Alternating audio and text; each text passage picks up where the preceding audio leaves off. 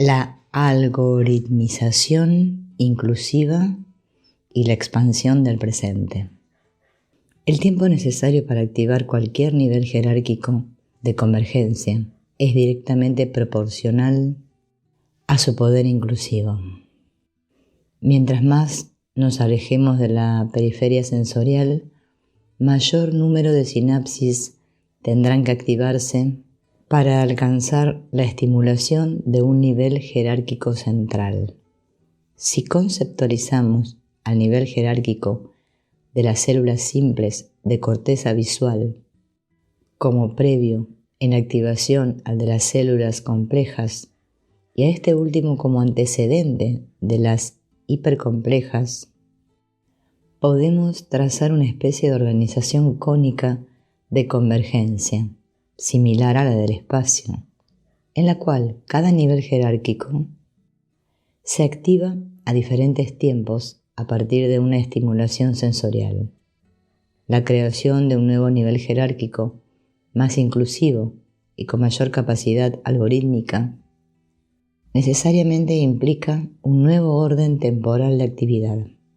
Si la experiencia cambia con cada creación de un nuevo nivel jerárquico de convergencia, también lo hace así la dimensión temporal necesaria para activarla. Así, supongamos que la experiencia perceptual normal resulte de la activación de un nivel jerárquico que requiere de 50 milisegundos de interacciones neuronales. La activación de un nivel jerárquico más inclusivo requerirá 75 o 100 milisegundos y su resultante, un nuevo nivel de experiencia, vislumbrará como unidad vivencial todo lo que ocurre en ese presente expandido. Las características de expansión relacionadas con el incremento de tiempo serían varias. 1. Secuencias de eventos que antes de la expansión no constituían un patrón unificado, ahora lo constituirán. Este punto es de la mayor importancia y lo discutiré con mayor amplitud más adelante. 2. La capacidad perceptual asociada con la extracción y el manejo de comunes se expandiría. 3. La capacidad indirecta de acceso a contenidos inconscientes se incrementaría. La palabra indirecta está entre comillas porque la creación de un nuevo y más poderoso algoritmo neuronal no se convierte en posibilidad de acceso a contenidos presinergistas, sino cuando se tienen los medios de decodificarlo. El nuevo algoritmo contiene en sí toda una lógica que en sí su activación permanecería oculta, pero la labor de decodificación es necesaria para percibir dicha lógica. Es probable que esta labor se realice activando circuitos que desmembren el algoritmo neuronal. La posibilidad de que tales circuitos tengan una conformación divergente ya la he discutido en otras obras. Es suficiente decir aquí que la forma más lógica para llegar a los elementos que, concentrándose en un patrón convergente, dan lugar a un algoritmo neuronal es la puesta en marcha de una operación inversa a la convergente. Se han encontrado circuitos de divergencia entre el cuerpo geniculado lateral y la corteza visual primaria, ya sea que estos u otros ejecuten la decodificación del algoritmo neuronal. Lo cierto es que su actividad podría recrear los elementos constitutivos de un algoritmo a partir de la lógica implícita en este último. Con respecto a la unificación que realizan los niveles jerárquicos de convergencia, es interesante meditar acerca de lo que constituyen algunas de las más importantes leyes gestálticas de la percepción. De acuerdo con estas, al percibir un conjunto de elementos que tengan algo en común, o que simplemente se encuentren próximos unos a otros, lo que se experimenta no son los elementos de ese conjunto, sino una configuración unificada, gestáltica, De la misma forma, antes de ejecutar un movimiento cualquiera, no hay una conciencia de los elementos diminutos del mismo. Activación de unidades motoras o de las unidades lógicas que se requieren secuenciar para realizarlo. Por el contrario, existe un patrón abstracto unificado, mover la mano, que después se desmembra en una secuencia de activaciones discretas. El ejemplo de un pianista es quizá el más claro en este sentido. El virtuoso no tiene conciencia de las secuencias de flexiones y extensiones de sus músculos, sino que más bien lanza una orden unitaria en carácter que después se secuencia discretamente. Un algoritmo neuronal debe ser el correlativo neurofisiológico de la orden motora unitaria o de la percepción gestáltica. Con respecto a la extracción de comunes, es lógico pensar que la salida de un nivel convergente es, fundamentalmente, resultante de una entrada que con mayor probabilidad active una suma espacial en las neuronas que forman parte del nivel. A su vez, la suma espacial se produce más fácilmente cuando las entradas a la neurona en cuestión contienen algún factor de simultaneidad. Ambos procesos, la extracción de comunes y la unificación lógica, al combinarse, dan lugar a un nuevo orden de abstracción o de conciencia, el cual, además, se caracteriza por un funcionamiento perceptual en un presente expandido. Esta expansión del presente afecta el carácter sensorial de la experiencia, haciendo que eventos que antes pertenecían a diferentes momentos temporales ahora se engloben en uno solo. Si Ouspensky tiene razón al mencionar que la transformación de un universo tridimensional a otro tetradimensional se verifica cuando el orden temporal se expande, la creación de un nuevo nivel de convergencia es un acceso a la tetradimensionalidad y, como veremos en el capítulo 15, a la antigravitación. Resulta extraordinariamente provocativa la similitud entre la organización cerebral de convergencia y la organización energética cónica cuántica del espacio, particularmente la concentración de información en un quantum mínimo de espacio y la misma concentración en un nivel jerárquico algoritmizado de convergencia. Así, un nuevo nivel jerárquico de convergencia contiene en el algoritmo que sintetiza una mayor expansión del tiempo, en el sentido de resultar de procesos que en conjunto duran más tiempo. Un quantum mínimo de espacio contiene información concentrada de también mayores tiempos. Un ejemplo aclarará este último punto. Supongamos que vemos un cielo estrellado a través de un orificio pequeño.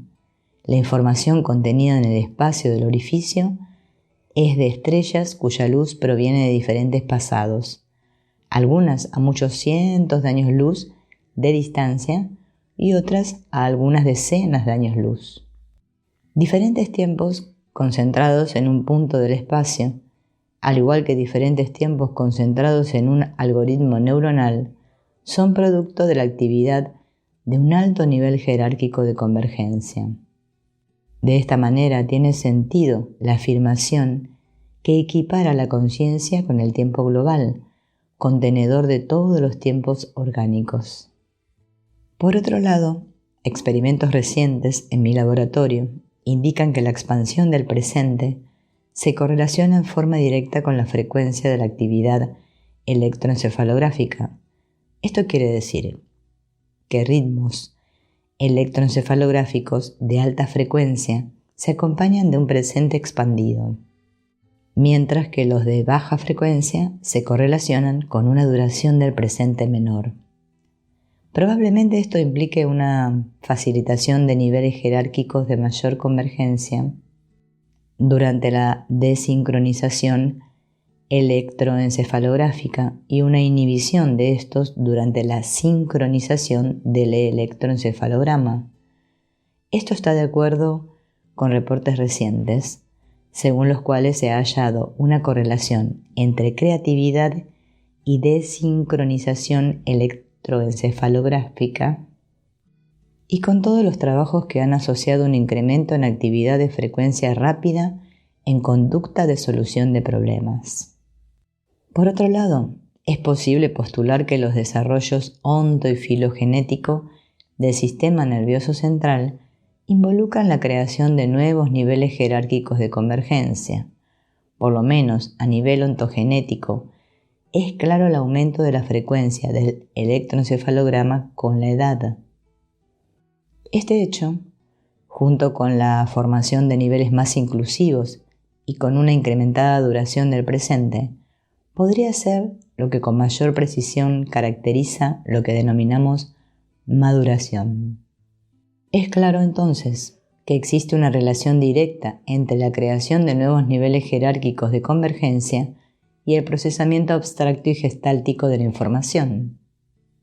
También lo es el que a medida que los niveles jerárquicos se alejan de la periferia sensorial, ocurren nuevas transformaciones del mundo fenomenológico. Un dato extraordinariamente interesante en este sentido lo aportan algunos estudios y observaciones del universo subjetivo durante la ingestión de drogas tales como la LSD, la marihuana, la psilocibina, etc. En particular, el excelente estudio de la experiencia psicodélica realizado por Timothy Leary, Ralph Metzner y Richard Alpert describe lo que es posible experimentar cuando la conciencia tiene acceso a niveles jerárquicos de inclusión diferentes de los que normalmente son activados. No es necesario activar el último de todos los niveles de inclusión para que aparezca la experiencia. Sin embargo, esta cambia con cada uno de los niveles. Lo anterior significa que algo común a todos los niveles es la base de la experiencia, aunque el contenido abstracto de la misma varíe en cada uno de ellos. Lo común, podría postularse, es la creación de sendos campos neuronales con sus respectivas expansiones e interacciones con la organización energética del espacio.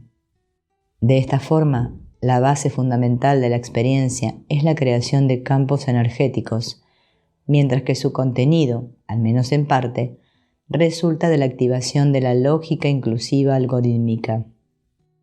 La pregunta obvia es acerca del contenido de la experiencia a la que la conciencia tiene acceso, en forma un tanto más concreta. ¿Cuál sería la experiencia del mundo si fuésemos conscientes en forma directa de diferentes niveles de inclusión? ¿Qué es el universo para los receptores retinianos y para el frente de onda hipercomplejo de nuestro nervio óptico, etc.?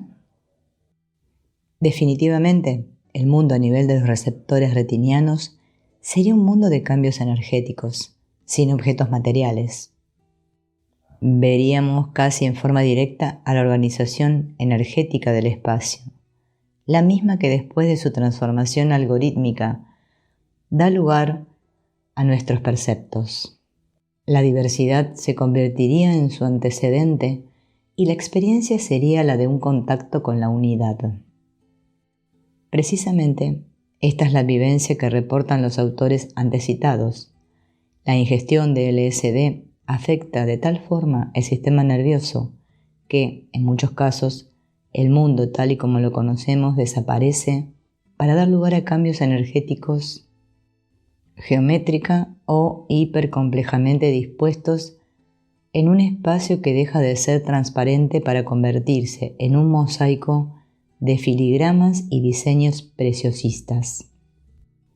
La única forma de explicar tales percepciones es suponiendo que la droga permite un acceso directo a niveles inclusivos más cercanos a la periferia sensorial. El hecho de que ante la ingestión de LSD y marihuana se observe un decremento en la frecuencia del electroencefalograma está de acuerdo con esta interpretación y además permite suponer que conjuntamente con el acceso antes mencionado ocurre un cambio en la duración del presente. Este se acorta. Pero no es necesario acudir a la descripción del efecto de ingestión de drogas para vislumbrar la experiencia resultante del acceso a diferentes niveles de inclusión. Los llamados yogis parecen poseer la capacidad de disminuir a voluntad la frecuencia de su electroencefalograma y tener acceso a los elementos internos de sus gestalts perceptuales y cognitivas. El mundo de un yogi es pregestáltico y elemental, en el cual la experiencia tiene acceso a los niveles preconceptuales y prelingüísticos. Quizás esta sea la diferencia más notable entre el espíritu oriental y el occidental. Para este último, el desarrollo implica un incremento en la capacidad inclusiva y conceptual, mientras que para el primero implica un acceso a los fundamentos o elementos de lo conceptual. Las llamadas experiencias místicas podrían explicarse también como una capacidad de acceso a niveles jerárquicos de baja inclusión. Si se piensa que un algoritmo neuronal resultante de la activación de un alto nivel jerárquico de convergencia tiene como característica primordial la concentración gestáltica de elementos en un todo inclusivo, mientras que un algoritmo neuronal de un nivel de baja inclusión contiene en forma más directa los elementos, lo anterior se podrá comprender mejor. En otras palabras, un acceso a los elementos de una Gestalt permite un recorrido de universos neuronales que, por su inclusión concentrada, no poseen detalle alguno en un algoritmo neuronal de alta inclusión. Sin embargo, como dije al principio, este último algoritmo es capaz de promover la abstracción abstracta, mientras que un acceso a sus elementos constitutivos no lo es. En anteriores capítulos se hizo mención de que una expansión en la duración del presente tendría como consecuencia la visión materializada de entidades energéticas que, por ser tan sintergistas, solo dan lugar a la percepción transparente del espacio. Lo anterior se explica si una expansión en la duración del presente implica la creación, o al menos la puesta en marcha, de un nivel jerárquico de mayor convergencia. La materialización del espacio es la posibilidad de detectar la organización del mismo, y esto se puede vislumbrar como la posibilidad de decodificarlo. La actividad de los circuitos convergentes es precisamente la de extraer de una activación dispersa el algoritmo unificador de la misma. Por tanto, la creación de un nuevo nivel convergente trae consigo, en principio, una expansión en la duración del presente y además una expansión en la capacidad de percibir eventos que normalmente exceden la capacidad algorítmica del cerebro. En otras palabras, la expansión del presente, la creación y operación de niveles inclusivos más poderosos y la materialización del espacio son hechos íntimamente relacionados. La relación entre la duración del presente y la frecuencia electroencefalográfica es mucho más compleja que la descrita aquí y que depende, entre otras cosas, de la zona cerebral registrada.